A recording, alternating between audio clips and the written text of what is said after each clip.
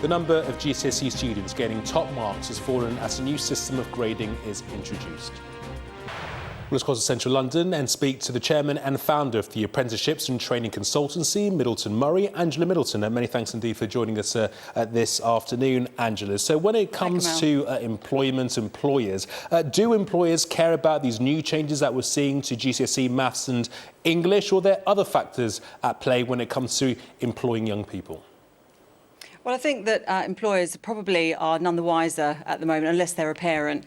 It's going to take a little bit of time for it to filter through. But I was there when children were opening their results today. The children are very au fait with it. But to answer your question, employers, yes, they want to tick the academic boxes, but so long as they know that someone has got those qualifications, yes, there are so many other factors they're going to take into account, including, the passion for the role, the person's aptitude, in terms of whether they're going to work hard and what they can actually bring beyond just that academic qualification.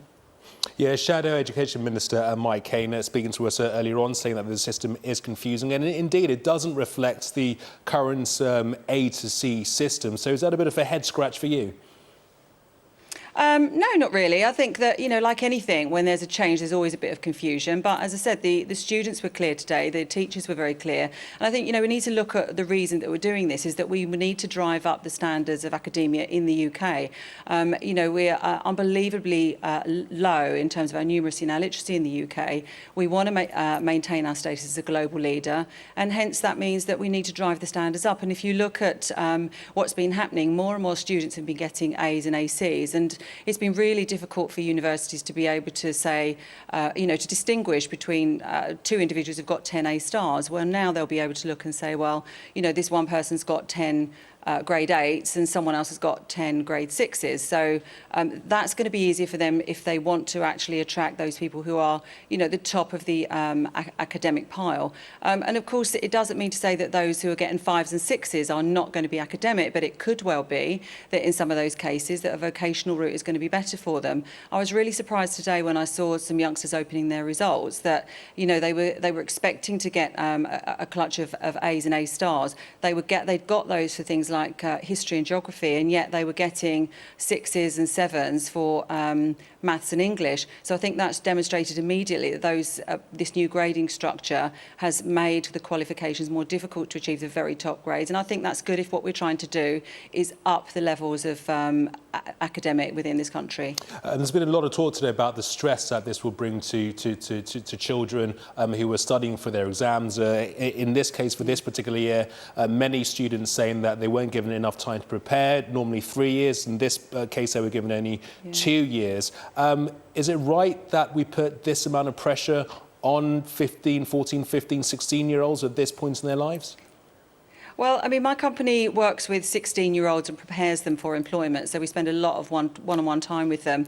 And I think that youngsters are much more resilient than we think they are. Of course, exam time is a pressurised time, and it is true that obviously when you bring a change in like this, there's going to be that extra level of stress because you're not going to have as many test papers and things like that. But as I say, the youngsters that I witnessed today, they had plenty of prep, and they were very au fait with how the whole system worked. And I think it will be, once the change is implemented fully, a few more qualifications next year, all of them the year after, what we'll see is that it becomes the norm and it achieves what the government wanted it to achieve, which is to drive up these skill levels. And I think that employers, will appreciate once they understand that, if they're looking for someone who's truly academic, then they can now find that. But, normally employers aren't looking for that. They're looking for somebody who's got, a particular basic level, and then after that, as I say, they're looking for other things such as aptitude, all those softer skills, which is what we teach youngsters, and it's something that they often come out of school without, and really that's one of the issues, I think, not the change of the academic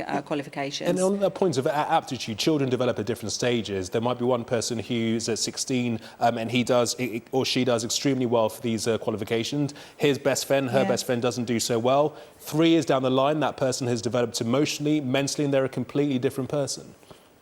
Absolutely, yeah. And I mean, you know, what you've outlined there is sometimes one of the reasons why, you know, different youngsters will make different decisions about are they going to now actually go and do an apprenticeship at the age of 16 and actually join the world of work, or is someone else choosing, you know, even if they've got the same level of academic, are they going to choose to stay at school and then go on to university? I mean, I've heard, you know, I don't think that one route is better than the other, but, you know, we need to allow youngsters to make these life choices, and we shouldn't be saying that, you know, they ought to, that university is no longer, you know, appropriate or necessary, or that, you know, I think that it is really important to give young people the choice. They are resilient, and that, you know, these two alternative routes give them more options than there's probably ever been in the UK for decades.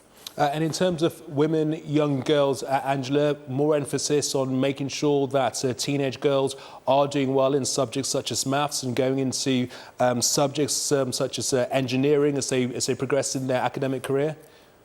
Yeah, I mean, you know, the stats show that girls do equally well in things like maths, but they still don't actually apply for those sorts of roles. And we've had large engineering clients actually come to us and say, can you do something about female applicants? You know, I've personally actually gone to schools and explained to girls that, you know, there are some tremendous opportunities in these different fields, in engineering and, you know, the sciences and things, and actually open their eyes to the fact that they may as well take advantage of the fact that some of these companies are really actively seeking women, and so therefore it could even be easier for them to actually start their career in those fields. So I think, yeah, there are lots of opportunities for girls, and some employers are actively seeking to bring those into those areas, and I think we're going to see more of that. Angela, great talking to you. Many thanks indeed for joining us. Okay.